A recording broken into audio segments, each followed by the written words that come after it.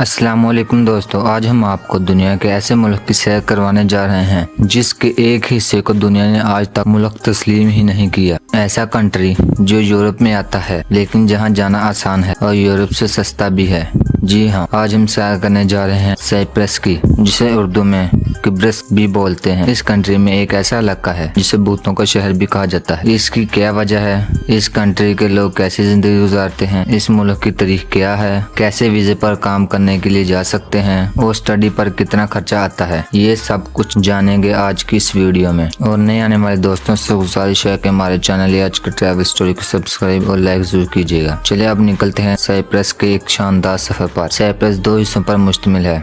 एक हिस्से का ऑफिशियल नाम रिपब्लिक ऑफ साइप्रस है और दूसरे हिस्से का ऑफिशियल नाम Turkish Republic of Northern Cyprus है। ये मेडिटेरियन सी का सबसे पॉपुलर आइलैंड है। दोस्तों, आपको सुनकर हैरानगी होगी, तो ये कंट्री तो पूरा आइलैंड है लेकिन यहाँ के लोग मछली खाना पसंद ही नहीं करते, इसलिए ज्यादातर मछलियाँ एक्सपोर्ट कर दी जाती है। साइप्रस कंट्री छोटा जरूर है लेकिन बहुत कदीम है। इस कंट्री में बहुत से ऐसे पानी के कुएं भी मौजूद हैं जिनके बारे में कहा जाता है कि ये दुनिया के सबसे पुराने कुएं हैं। दोस्तों, यहाँ आपको एक बात बताता चलूं, आपको साइप्रस में जाने का जब भी मौका मिले तो आप इस बात का ख्याल रखिएगा, यहाँ के लोग चेंज वापस नहीं करते। जी हाँ, अगर आप टैक्सी में जा रहे हैं और आपका बिल 390 रुपए आया है और आपने 400 रुपए दिए तो वो आपको 10 रुपए वापस नहीं करेंगे। यहाँ के लोगों का मानना है कि बिल के ऊपर की जो भी पेमेंट कस्टमर देता है इसे टिप समझ कर रख ली जाती है। साइप्रस के लोग बहुत मेहनती है, यही वजह है कि मछलियों के साथ साथ फल और सब्जियां भी बड़े पैमाने पर एक्सपोर्ट करते हैं।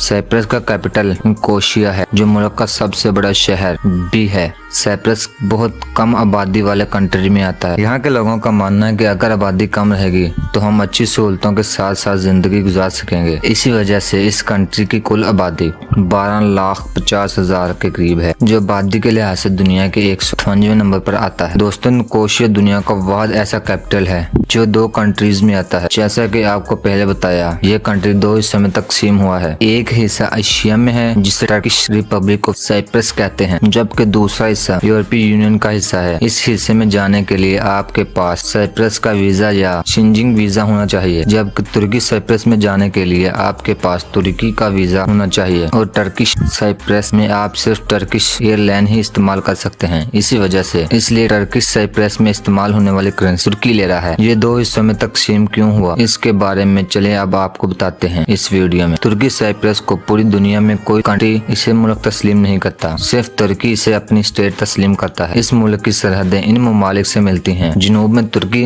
मगरिब में लबनान और शाम, शिमाल में मिस्र, शिमाल मगरिब में फलस्तीन और जनूब मशरिक में यूनान वाक़या है। निकोसिया 10वीं सदी से इस मुल्क का दारुल हुकूमत है। ये शहर दो मुल्कों में तकसीम है। इसके दरमियान एक लाइन लगाई गई है जिसे यूएन बफर जोन भी कहा जाता है। निकोसिया की कुल आबादी 2 लाख के करीब है। ये कंट्री यूनिवर्सिटीज और तारीखी मुकाम की वजह से पूरी दुनिया में बहुत फेमस है। साइप्रस की ऑफिशियल ज़बान टर्किश है और यूनानी है। दोस्तों, यूनानी साइप्रस इन ममालिक में आता है जिसका नक्शा इसके झंडे पर बनाया हुआ है। झंडे पर सफेद और तांबे के कलर का नक्शा बनाया गया है क्योंकि इस कंट्री में तांबे के ज़खायर वाफिर मिकदार में मौजूद हैं, जो साइप्रस तुर्की की ज़ेर इंतजामिया है। इसका झंडा भी सफेद है लेकिन डिजाइन तुर्की के झंडे से मिलता जुलता है। इस मुल्क में सिर्फ 1.8% मुसलमान आबाद हैं और 1% बुद्ध मजहब को मानने वाले आबाद हैं, बाकी दूसरे मज़हब के लोग आबाद हैं। इस कंट्री का कुल रकबा 9,250 मुरबा किलोमीटर है, जो रकबे के लिहाज से दुनिया के 168वें नंबर पर आता है। साइप्रस को दुनिया का अमीर तरीन ममालिक में शुमार किया जाता है।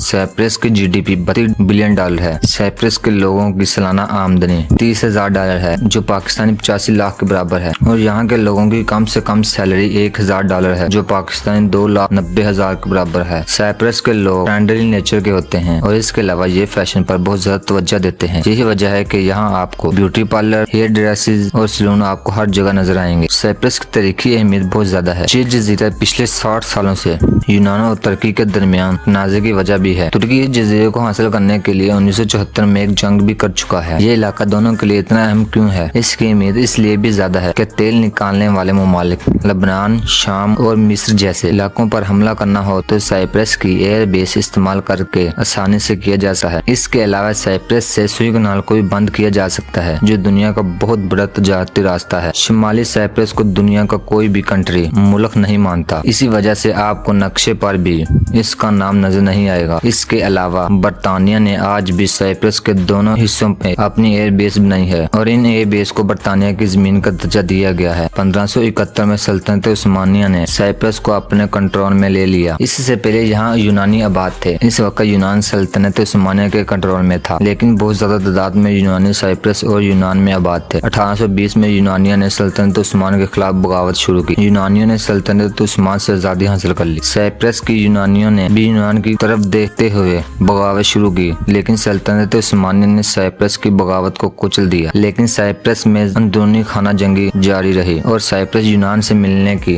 तहरीक जारी रही। 1858 में साइप्रस पर बरतानिया आकर बैठ गया और कंट्रोल संभाल लिया। सल्तनत उस्मानिया ने बरतानिया को साइप्रस इस शर्त पर दिया कि वो रशिया के खिलाफ जंग में सल्तनत उस्मानिया का साथ देगा। बरतानिया इस जगह की अहमियत को अच्छी तरह जानता था, इसलिए रजामंद हो गया और साइप्रस पर आकर बैठ गया और पूरी तरह बरतानिया का कब्जा हो गया। दूसरी जंग अजीम के बाद बरतानिया जब एशिया से निकला तो साइप्रस ने भी आजादी का मुतालबा किया, लेकिन बरतानिया इस इलाके से नहीं निकलना चाहता था और इसी वजह से बरतानिया की 2 एयर बेस साइप्रस में मौजूद थी, क्योंकि वो इस इलाके की अहमियत को जानते हैं। बरतानिया के निकलने के बाद तुर्की और यूनान आपस में लड़ना शुरू हो गए तो यूएनओ ने इसे 2 हिस्सों पर तकसीम कर दिया। इन दोनों हिस्सों के दरमियान बॉर्डर को यूएन बफर जोन भी कहा जाता है। दोस्तों, आज टूरिस्ट इस कंट्री में बहुत ज्यादा आते हैं। ये कंट्री कुदरती खूबसूरती से मालामाल। खूबसूरती का अंदाजा आप यहाँ से भी लगा सकते हैं कि मुल्क में सिर्फ 12 लाख आबादी है, लेकिन टूरिस्ट 50 लाख के करीब आते हैं, जहाँ के खूबसूरत बीचेस का नजारा देखने लायक है। यूनान से टूरिस्ट भी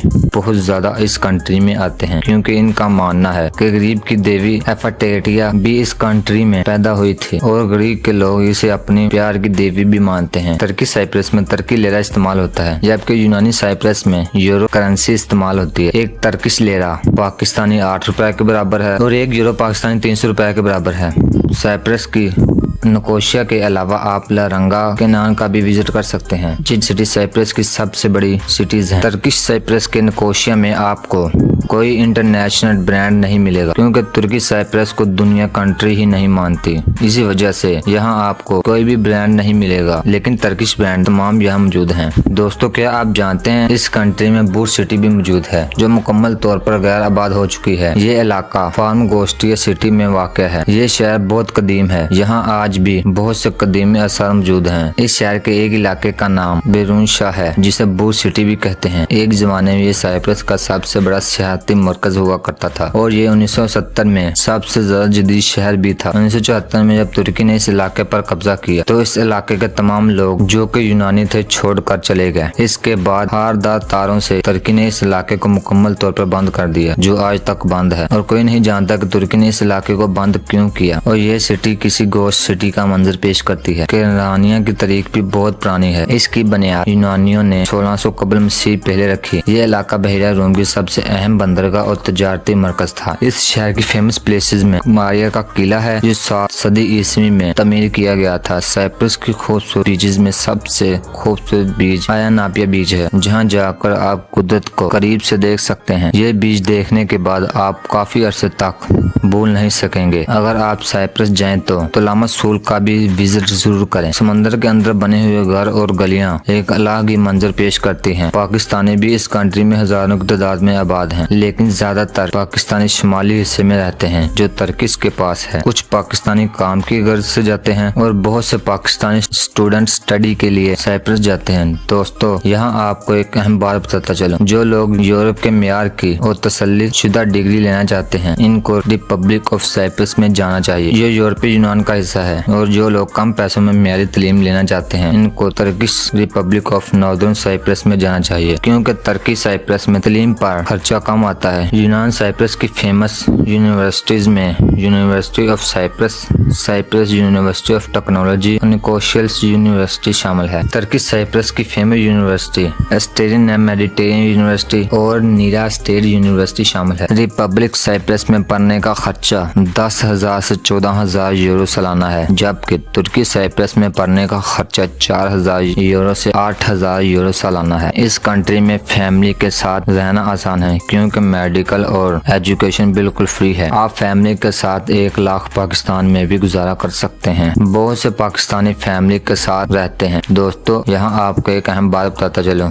नॉर्दर्न साइप्रस के वर्क वीजे पर फ्रॉड बहुत ज्यादा किया जाता है। आप जिससे भी वीजा लें, इससे गारंटी वगैरह जरूर लें। लोगों को धोखा बहुत ज्यादा दिया जाता है। आप कभी भी विजिट वीजा लेकर मत आए ये सोच कर के जाकर वर्क परमिट में इसको कन्वर्ट कर लेंगे।